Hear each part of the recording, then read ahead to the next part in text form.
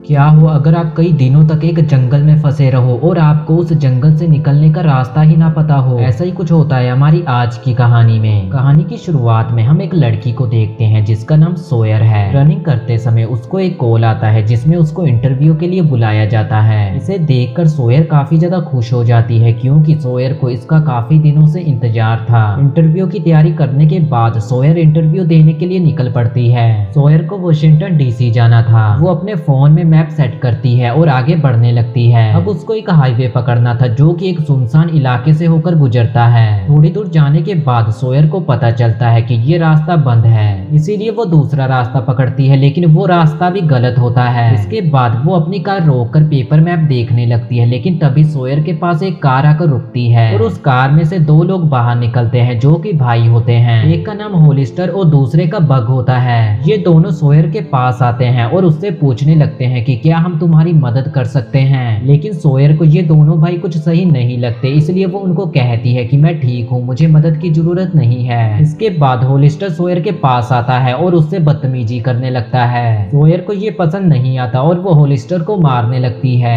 पीछे से बग आ जाता है जो कि सोयर को पकड़ लेता है, लेकिन सोयर के पास एक चाकू था और वो उस चाकू से बग पे हमला करके वहां से भाग निकलती है। ये दोनों सोयर का काफी दूर तक पीछा करते हैं, लेकिन उन्हें सोयर कहीं नहीं मिलती। सोयर उनसे बचकर भागते हुए जंगल के अंदर आ जाती है, लेकिन अब वो जंगल में खो चुकी है। सोयर के पास ना तो उसका फोन है जिससे कि वो किसी से मदद मांग सके, ऊपर से सोयर का पैर भी काफी ज्यादा जख्मी हो चुका है। इधर पुलिस के पास एक औरत का कॉल आता है जो कि पुलिस को बताती है कि मेरे घर के सामने एक कार खड़ी है और ये कार काफी देर से यहीं पर खड़ी हुई है, ना जाने ये कार किसकी है। इसके बाद पुलिस वाला उस कार को चेक करने के लिए जाता है और ये कार सोयर की होती है। जब वो वहाँ पर छानबीन कर रहा होता है तो उसे सड़क पे एक निशान दिखाई देता है जो कि ऐसा था कि जैसे किसी को यहाँ से घसीट कर ले जाया गया हो। इधर हमें सोयर को दिखाया जाता है जो कि चोट की वजह से काफी ज्यादा दर्द में होती है। वो काफी कोशिश करती है आगे बढ़ने की, लेकिन वो आगे बढ़ नहीं पा रही थी। पुलिस वाला उस रोड के आसपास मौजूद घरों में जाकर पूछताछ करता है और उन्हीं में से एक घर होलिस्टर का होता है। वो होलिस्टर से पूछता है कि सड़क के पास जो कार खड़ी है क्या तुम्हें उसके बारे में कुछ पता है। तो होलिस्टर साफ मना कर देता है और कहता है कि मुझे उस कार के बारे में कुछ नहीं पता।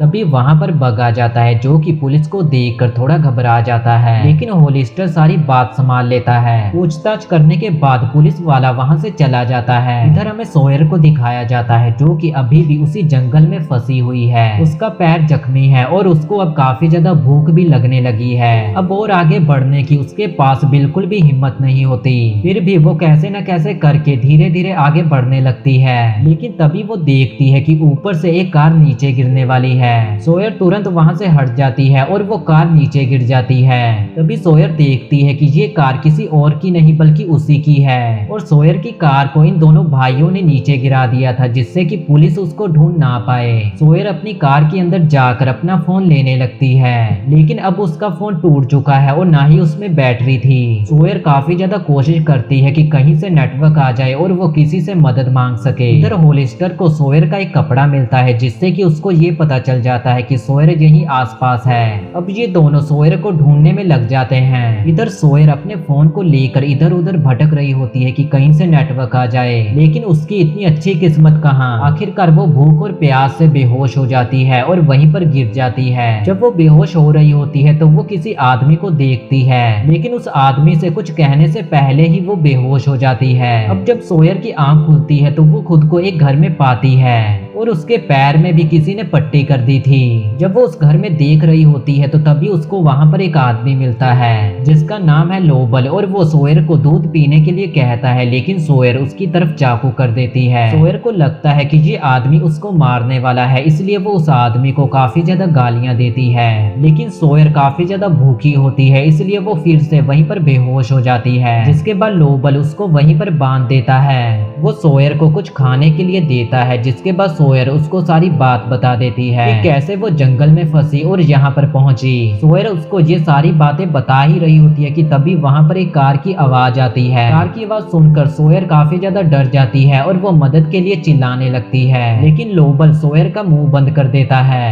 इसके बाद लोबल घर के बाहर आकर देखता है जहाँ उसको वही दोनों भाई दिखाई देते हैं। ये दोनों भाई लोबल को भी जानते थे, इसलिए वो उससे पूछते हैं कि तुमने क्या इस इलाके में किसी लड़की को देखा है? यहाँ एक लड़की जो कि जंगल में खो गई है और उसको हम ढूंढ रहे हैं। लोबल साफ इनकार कर देता है कि मैंने ऐसी किसी लड़की को नहीं देखा। इसके बाद वो दोनों भाई लोबल के घर के अंदर चेक करने के लिए आते हैं, लेकिन तब तक सोयर वहाँ से भाग निकलती है और उसको वहाँ पर लोबल की फैमिली की फोटो मिलती है। इधर ये दोनों भाई लोबल का घर चेक करने के बाद जब उनको वो लड़की नहीं मिलती तो वो दोनों वहाँ से चले जाते हैं। लोबल फिर से सोयर के पास जाता है और उसको अपने घर में ले आता है। घर में लाने के बाद वो सोयर को कुछ खाने के लिए देता है। आते समय सोयर उसको कहती है कि तुम मुझे यहाँ से जाने दो और मैं किसी को कुछ नहीं बताऊंगी। तो लोबल कहता है कि तुम यहाँ से कैसे जाओगी, मेरे पास तो कार भी नहीं है, और अगर तुम पैदल यहाँ से जाओगी तो हो सकता है कि वो दोनों भाई तुम्हें पकड़ ले। तो लोबल कहता है कि होलिस्टर के पास कार है और वो इस सैटरडे को कहीं बाहर जाने वाला है, तो मैं उसी दिन उसकी कार लेकर तुम्हें एक सेफ जगह पे पहुंचाऊंगा। वो पुलिस वाला फिर से उन दोनों भाइयों के पास आता है। पुलिस वाले को पहले दिन से ही पता होता है कि इन दोनों भाइयों ने ही सोयर के साथ छेड़छाड़ की थी, जिसके बाद वो जंगल में भाग गई।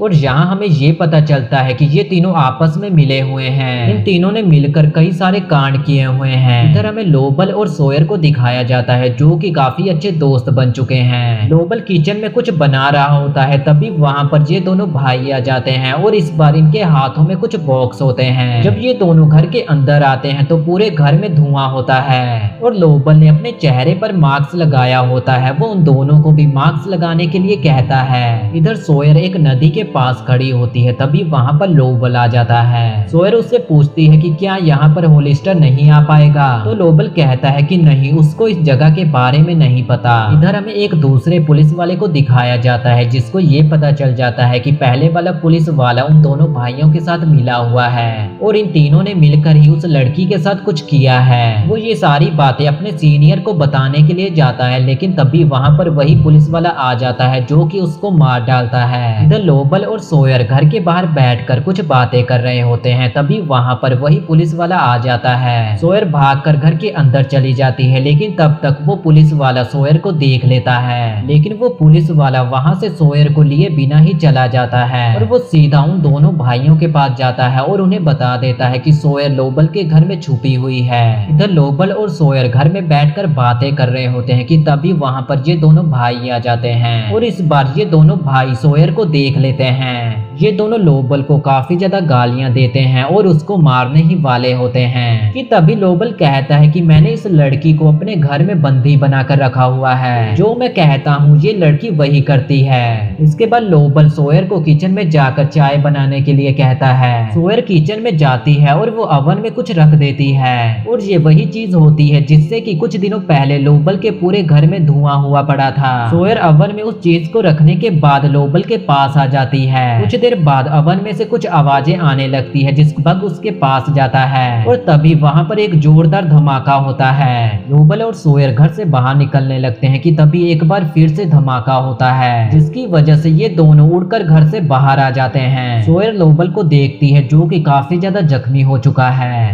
तभी वहाँ पर होलिस्टर आ जाता है जिसके हाथों में गन होती है। लोबल सोयर को वहाँ से भागने के लिए कहता है और सोयर वहाँ से भाग निकलती है। सोयर को भागता हुआ देखकर होलिस्टर उस पे गोली चलाने लगता है, लेकिन उससे पहले ही लोबल होलिस्टर पे हमला कर देता है और उसकी गन छीनकर उसी पे तान देता है। लेकिन तभी वहाँ पर वही पुलिस वाला आ जाता है जो कि लोबल को मार डालता है। इधर सोयर भागते भागते एक रोड पे आ जाती है जहां उसको एक पुलिस की कार दिखाई देती है। सोयर उस कार को रुकाकर मदद मांगने लगती है, तो वो पुलिस वाला सोयर को कार के अंदर बिठा लेता है। तभी हम देखते हैं कि वो पुलिस वाला कोई और नहीं बल्कि वही है। पुलिस वाला सोयर से पूछता है कि क्या तुम उस तीसरे आदमी के बारे में जानती हो जो कि उन दोनों भाइयों के साथ मिला हुआ है। तो सोयर कहती है कि नहीं, मैंने सिर्फ उसकी आवाज सुनी थी। पुलिस वाला नदी के पास ले जाकर कार को रोक देता है और सोयर को नदी में डुबोने लगता है। वो सोयर को पानी में डुबोकर मार ही रहा होता है कि तभी सोयर एक पत्थर से उस पे हमला कर देती है। सोयर उस पुलिस वाले को मारने के बाद वहां से भाग निकलती है और एक रोड पे पहुंच जाती है। सोयर रोड पे चल रही होती है और उसके पीछे बहुत सारी पुलिस की कार आ रही होती हैं। इसका ये मतलब था कि अब सोयर बच चुकी है, लेकिन सोयर उन सभी कार में से किसी भी कार में नहीं बैठती क्योंकि अब उसको किसी पर भी भरोसा नहीं होता।